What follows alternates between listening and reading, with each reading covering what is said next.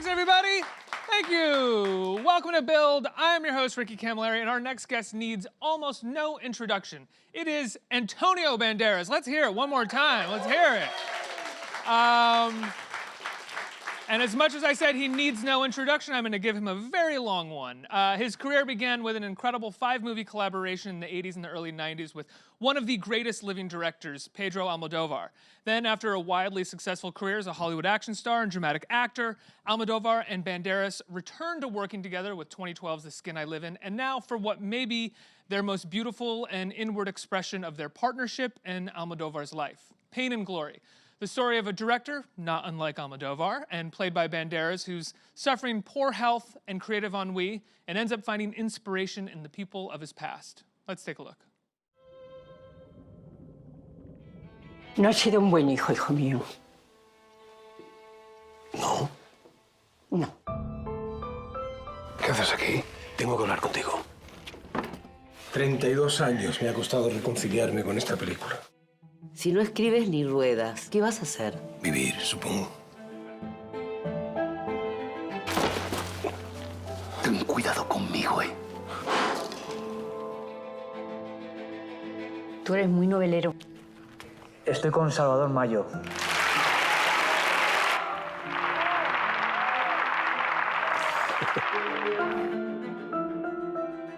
Si tú ves algo raro, me llamas. Aquí todo es raro. ¿Nos conocemos? Sí. Me gustaría ser un hombre para bañarme en el río desnuda. ¿Y qué es? ¿Drama o comedia? Pues no lo sé.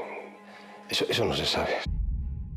A tu vera, siempre a la verita tuya, siempre a la verita tuya, hasta que de pena muera.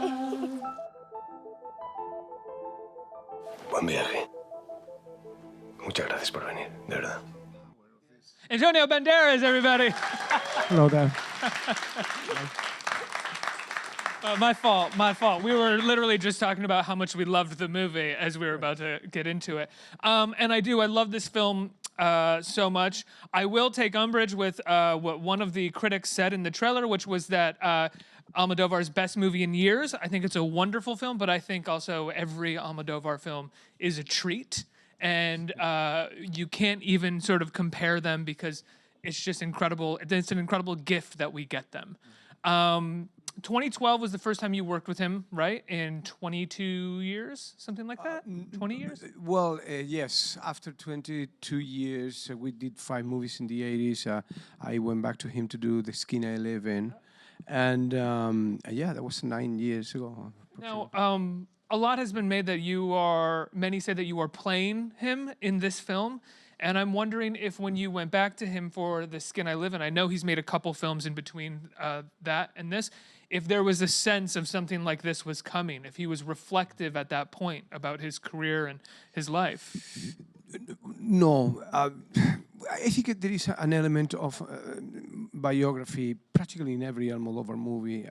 He just positioned himself in different characters, male or female characters. They are telling stories, real stories that happened to him, you know, but never in this way, in a way that actually he take a step forward and he create a character called Salvador Mallo, but it's an alter ego and everybody knows that, you know, and I knew from the moment that I read the script. And but if we go back, 9 years, the origin of how I play this character is there. And I didn't know at that time. Why? Because for 22 years I didn't work with Pedro, and of course we kept our relationship, friendship going all this time. But I didn't work with him. He called me back, and I got to work with him again. And the first day of rehearsal, I said, "Look, Pedro, you know, in these 22 years, the things that I have learned, you know, I'm more self-assured in front of the camera. I can use my voice in a different way. All of these tools that I have now that I learned in Hollywood, you know, blah, blah, blah, blah, blah."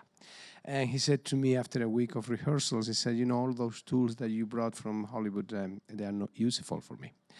And he made the question that actually opened my mind, and it was, "Where are you? I want you." And so at that time, I kind of confronted him because you know, I thought I know what I want to do with this character. And so during the shooting of The Skin I Live In, there was a certain tension on the set. I recognize that now. I mean, there was never dramatic because we are friends, but artistically we were just, I want to go this way, he want to go this way. Of course, he's the director, he's going to win always because he got the material and he's going to edit it. But when I got to the Toronto Film Festival and I saw the movie, I just, it was for me very surprising to see that actually he was capable to bring out of me a character that I didn't even know I had inside. And that opened a reflection about being humble and about, listening to the people that you really trust. And I said to myself at the time, am I going to have another opportunity to just get another disposition to work with him in a completely different way? And that came 9 years after, when he called me to read this script of Pain and Glory. And of course, if I ever had a medal, I took it out. And I went to him as a plain soldier.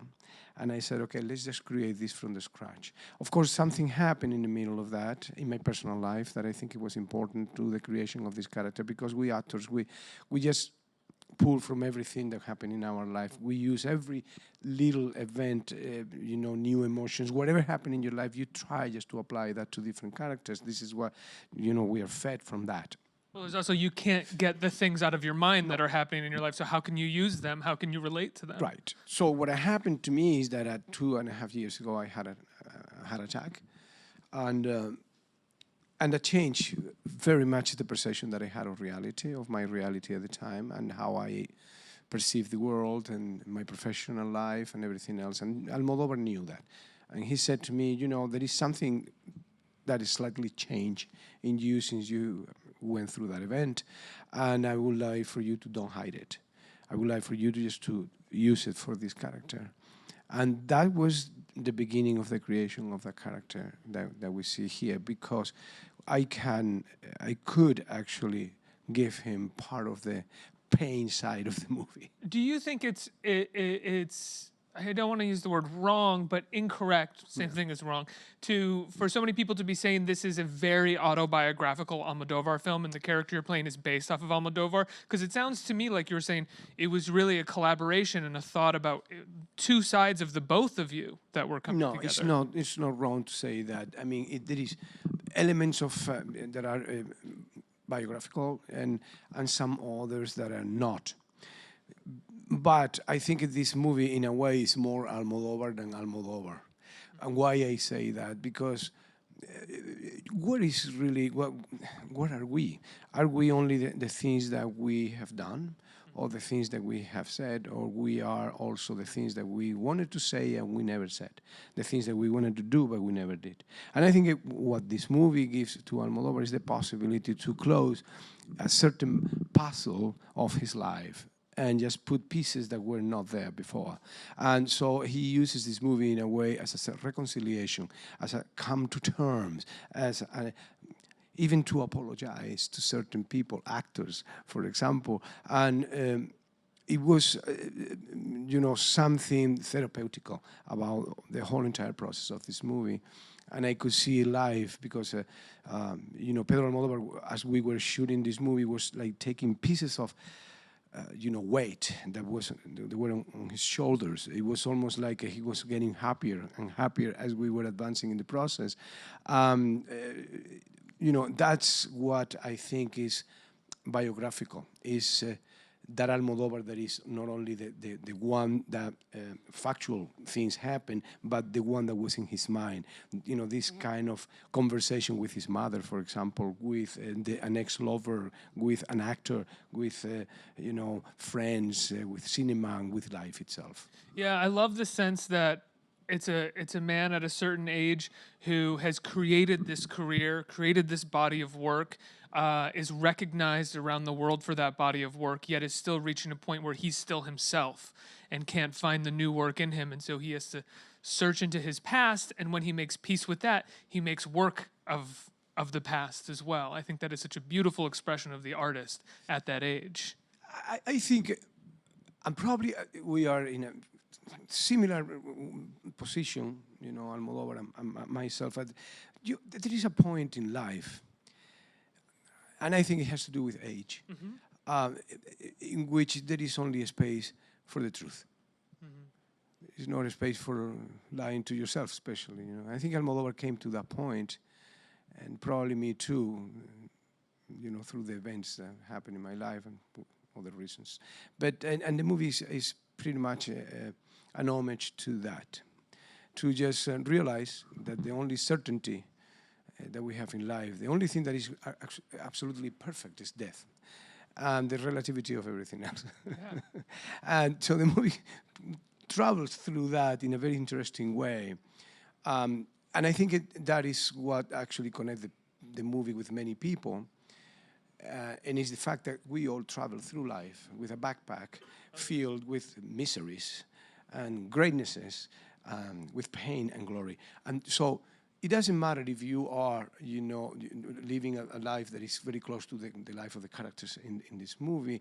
I think everybody relates to that. We all have regrets. We all have people that we want to apologize to or make up with in some way, and broken relationships or long-standing relationships that are fraught with tension. Open wounds. Yeah, Many. exactly. And it was very much what this movie's about.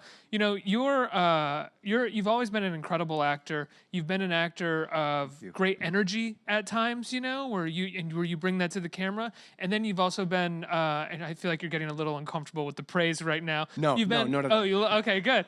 You've also been an actor, I think, of, and this is kind of an odd one to say because it's not something that I think actors are generally in control of, which is just charisma. And so much of this film is tapping into that charisma as you are asked to just kind of be longing in front of the camera, which I'm wondering what that is like for you as an actor, because so much of that feels like just sort of stripping away acting in a lot of ways. For me, it was kind of a liberation. You know, in order to do this character, I had to metaphorically kill Antonio Banderas. Well, the Antonio Banderas that people know, more athletic, more, you know, into those kind of very energetic, passionate, romantic characters that I used to do, and go to a completely different universe, you know. There were many things that actually we saw on the script from the beginning that we wanted to, you know, to travel and experiment with. And one of them was the fact that we didn't want to manipulate people through the performance. You can do that, you know, emotionally. In a movie like this, you just take the people to this dot and this dot and this dot and this dot to just obtain a result. But we tried to make a character that was very transparent, almost like a white screen, almost like a witness of himself inside the movie, which allowed the audience to actually travel with him.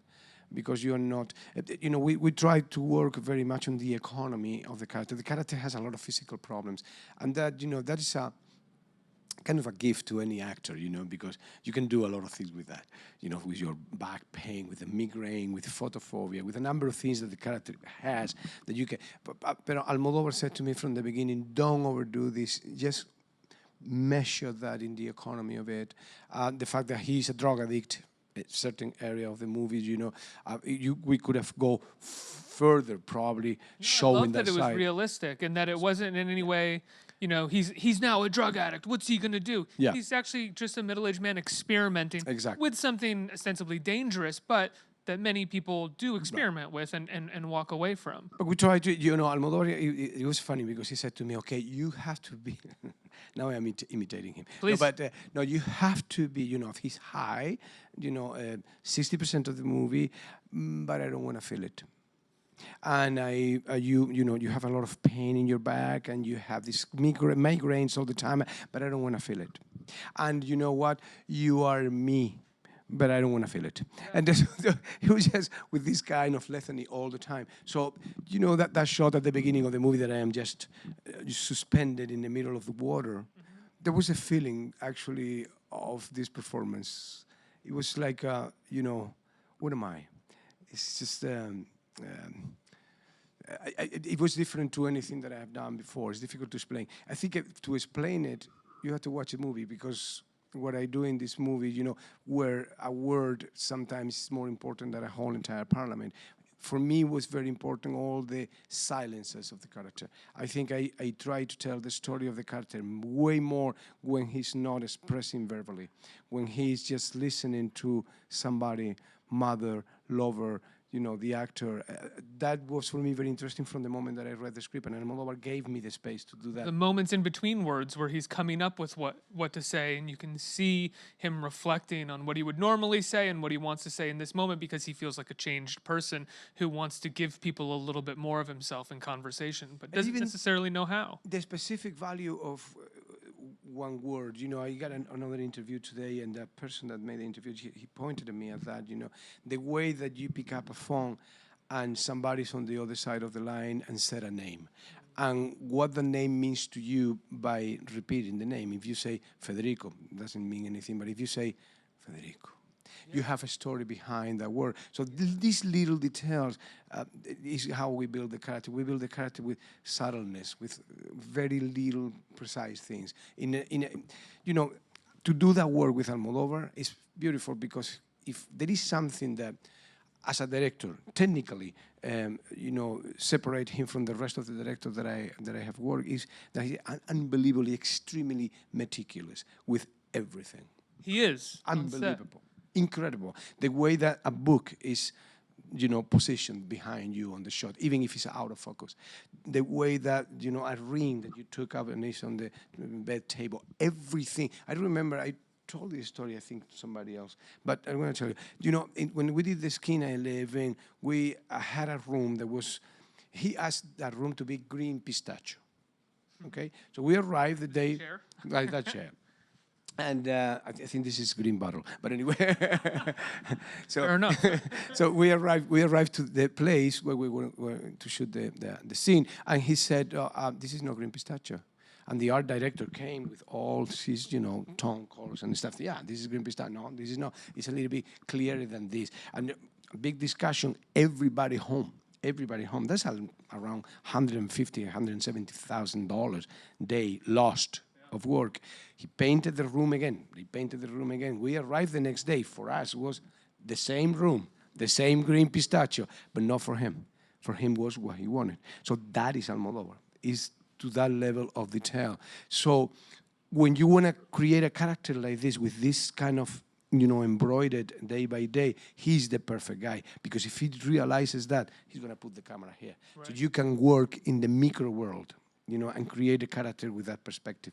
In order to do that, you have to ping-pong with the director in a very specific way. Well, that's what I'm wondering. You used that example of answering the phone and saying Federico, that the way that you said it, telling the story in just the way that you say the name. Is that something that he gives you a line reading on, or is that something that he tells you the story of that relationship, or that relationship is in the script and he says, answer the phone telling us that story? What is the direction that he would, it doesn't have to be that specific example, but how would he give you that direction? I can give you some example, but the thing is that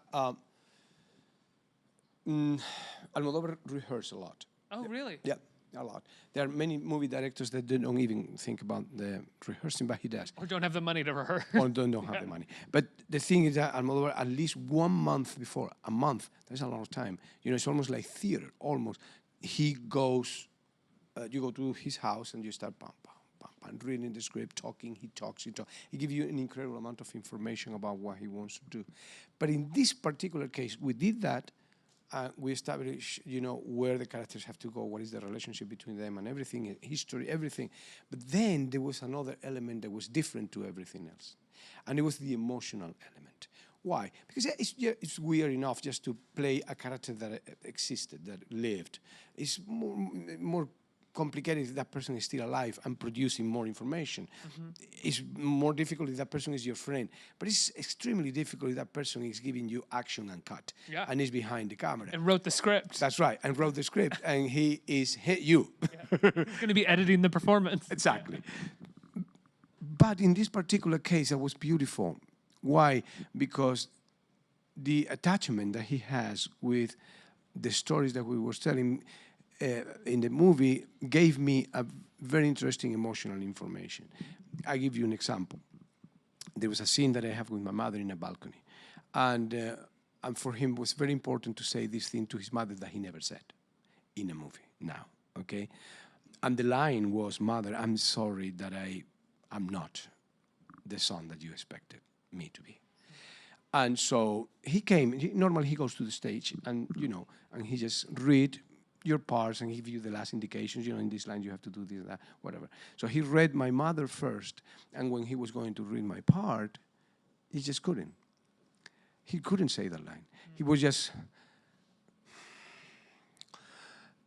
and he couldn't read it. So I knew immediately, the emotion that he was holding. So what better information you need? Yeah. So for him, the only thing that I had to do is Pedro, just go back and say action. I know what you're going through. If he did that and you were like, what's this line mean? I'm not really sure. Yeah. No, but that is not going to happen because I knew Francisca. I knew his mother. I knew, how he worshipped her. In fact, he did a movie called All About My Mother. I mean, Pedro was very given to his mother, trying to demonstrate, that he was something important. But you think about that line that he says in the movie, and then you go back in time, as we do in the movie, and think about that.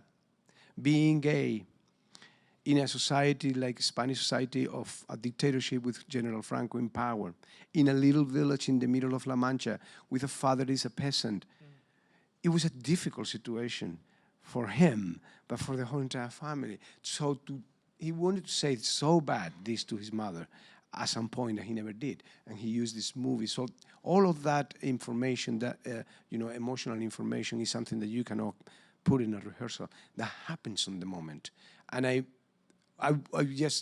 wanted to be receptive enough just to receive that information and deal with it. Do you remember the first time you met him? Yes. What was it? Was it an audition or? No. It was, I was on the National Theatre, working on the National Theatre at that time. I was doing a play by Calderón de la Barca called La hija del aire. And I was having a coffee with some of the other actors of the play. And we were sitting down outside of the theatre. And this guy with a red briefcase appeared, sat there, and he told a story for 20 minutes. I don't remember the story, but I remember that I laughed. And I was thinking, this guy is brilliant. And I'm funny and ingenious and surprising. And so at some point he stood up. I got at that time very long hair, a mustache, and a little beard. And he looked at me and he says, you had a very romantic face. You should be an actor. I said, sure. And so he left, and I asked the other actors that were with me, who is this guy? And he said, oh, his name is Pedro Almodovar. He made one movie, but he will never do another one. Why did they say that? Was the movie not Because Spain is filled with prophets. Right. Not very successful ones. We have to go to the audience for a question, but I do want to ask you a somewhat silly question that I'm sure you've been asked in the past couple of years. I haven't really seen it, but a brief moment from one of your movies in the 90s has become what is referred to as a meme on the internet. Meme, yeah. Do you know the moment that I'm referring to? Maybe. The GIF? I believe it's from a movie that you did with Sylvester Stallone called Assassins? Assassins, yeah. Where directing. You get an email or something on your computer and you see it. That makes me very happy. And you bite your finger and you go back like this. Yeah, it's that. I see it on the internet daily on Twitter. Someone posts it in response to something. What is that like to have such a small moment from a movie like that I'm sure by like the year 2000 you didn't know if anybody would remember that movie, but this moment itself has now become infamous and almost legendary. I don't know what to do with something like that, really. Probably it's because I'm just a little bit older than people who just play with these memes or whatever that's called. That's why I felt the need to over-explain it to you. Right. No, but somebody referred to me about this the other day. It's interesting. It's just interesting that a second that when you were shooting had the importance that they had to have, I think what happened at that point is that I know that I got him. Yeah. And the character that I was portraying, it was kind of a maniac. They're searching for this guy. So I know I got him. So he's like, oh, yeah. And that thing became huge suddenly. And yeah, cool. Do you remember the direction that you were given in that moment? No. Or you just, no? No, I know. I remember that I was working with Dick Donner. I love the guy. Yeah, he's great. I really love him. And he gave me a lot of freedom just to create that character, and it was a lot of fun. But all of those crazy things that the character does in the movie, they were received by Dick, so I just let myself go. One question, right here. Es un placer primeramente estar Muchas delante de gracias. usted, de verdad, un placer. Interpreting a story that is not based on the personal life of the person that is directing you, but in some parts is talking about the feelings of this person is kind of delicate. And also take experience and move from your own life to give life to the character is really delicate, and is also it's like compromising, you know. So there's some teaching that has you left you this character. There's some teaching that you learn playing this character for this movie that also make you earn the best actor in the Cannes Festival, and also is a movie that is playing for the Oscar, like international film. But in your personal, in the personal life of the actor, some teaching that you learn with this character? Yes, I mean there are teachings in everything that you do. Really, I mean, if you are open to be taught, and I think that's an obligation for not just an actor in particular, but any artist in the world has to have the eyes and the ears open, and don't kill the sense of curiosity. To be curious is fundamental to continue growing in this profession. And there are methods, of course, you know, that you can follow, and probably you heard about Stanislavski, and then later on Lee Strasberg here in New York with the Actors Studio. They used to work, you know, with this type of, you know, personal experiences that happened to you in the past, and that you can actually take them and use them to create characters, you know. So, but definitely, I think it's an obligation for any artist to be absolutely open and trying to read everything that is happening in front of your eyes continuously. Thank you. Congratulations on the Best Actor award as well Thank at you. Cannes. What was that like? It was surprising because I have been always the eternal nominee. And my name was never said. You know, I've been nominated 4 times for the Golden Globes. I've been nominated 2 times for the Emmys, for the Tony, for the SAG Awards, for the Critics Award, for the Goya Awards, which is the equivalent in Spain of the Oscars. But there was always somebody else that was going up and receiving the award. So it was very surprising that they called me that morning and they said, you won the Palme d'Or. And it was like, you know, it was funny because, you know, in a festival like Cannes, you present the movie and normally people goes away. And then if you are going to win an award, they may just call you back. They don't tell you that you won. They said to you, we want you back here. So you start wondering what happened. So you know that an award is going to come, but you don't know what. And so that morning, that's what happened. But when I arrived to the red carpet, you know, you are received at the end of the stairs, you know, in very impressive entrance in the Palais of the Cannes Film Festival by the president of the festival, Thierry Fremont. So I got to the top, and he thought that I left Cannes and I came back. And he said to me, so how much longer it took for you to get here? And I said to him, 40 years. And he said, 40 years? I said, yeah. I said, oh. And he just gave me a hug. But it took me 40 years to receive that award. Last question, and then I'm going to let you go. What is it like for you, and I guess you can't answer for Pedro, but for the two of you to have come back together after all of these years and produced such a personal expression, I think, for him and for you, and to have it so well received. I mean, as well received, I think, at this point than any of his films. I think anybody, I mean, for me, it's almost impossible to verbalize how emotional it is to have reached this point with this movie after knowing a person for 40 years. Yeah. I started with Almodovar in 1980s. Working in a movie called Labyrinth of Passion. Mm-hmm. We have done 8 movies together. We are friends. I have seen him growing. I am so proud of him, of working with a person that, you know, you may like his movies or not, but anybody who sees Almodovar's movies has to recognize that he got a very strong personality, that he never betrayed himself, that he's being absolutely loyal to that personality and the style that he has. I also believe if you don't like Almodovar movies, I'm sorry, you don't really like movies. Like, you know, but there's no more movie-ish movie than an Almodovar movie. It's true. But the thing is that, you know, that kind of loyalty, that kind of non-betrayal thing, in our days, is such an incredible virtue.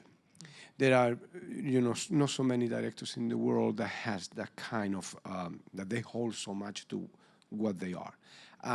He has been receiving offers from everywhere in the world with tons of millions of dollars, and he always said no. He always worked in Spain. He wanted to do his movies in the way that he has done it, that is. And to be there, not only as a witness, but a participant of that type of commitment with art and with movies being a wonderful trip. Absolutely. The film, when can people see the film? It comes out October 4th. Correct. Pain and Glory. Congratulations on the beautiful, beautiful work. Antonio Banderas, everybody. Let's hear it. Thank you.